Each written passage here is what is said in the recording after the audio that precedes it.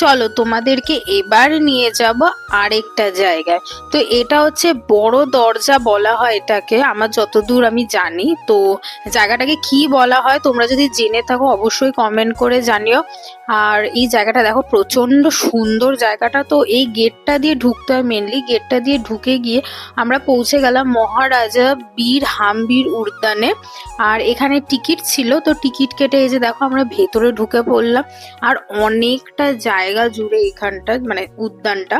আর দেখো কি সুন্দর চারধার দিয়ে গাছগুলো, তো জায়গাটা অনেকটা সুন্দর।